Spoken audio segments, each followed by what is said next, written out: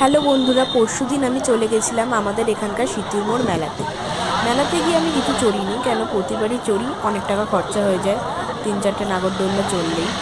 তো আমি এবারে ঠিক করেছিলাম 2-4টে জিনিস কিনবো। কেনাকাটির পর আমরা কিছু খাবার ট্রাই করছিলাম, ইউনিক ফুডগুলো আজকে ট্রাই করেছি, মানে নর্মাল খাবার দাবার বাদে।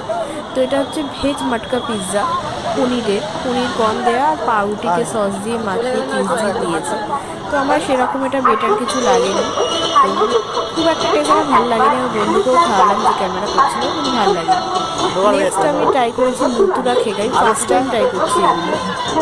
মথুরা কেকটা খেতে মোটামুটি ভালো ছিল, একটু অয়েলের ফ্লেভার আসছিল, তো মানে একটুখানি অয়েলি লাগছিল কিন্তু খুব না।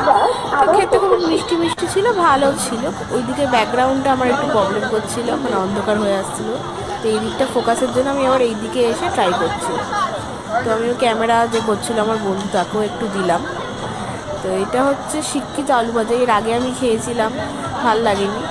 তো এটা বাংলায় শিক্ষিত আলু ভাজা বলে, ইংলিশ নামটা আমার এক্ষুনি মনে পড়ছে না। তো এটা আমার মোটামুটি লেগেছে, খুব একটা ভাল লাগে না এটা আমার, কিন্তু আমাকে যে বন্ধু বললো ও ট্রাই করতে চায়, তো খুব নিয়েছিলাম। তো আমি খাচ্ছিলাম, ভিডিও করে দিয়েছিলাম, বাকিরাও খেয়েছে। এটাই আমার সবথেকে ভালো লেগেছে, ঘুগনিটা আমি এর আগেও খাই, মেলার ঘুগনি আমার খুব ভালো লাগে। তো বাকি আইটেমগুলোর মধ্যে আমার এটাই একটু ভালো লেগেছে। মথুরা কেক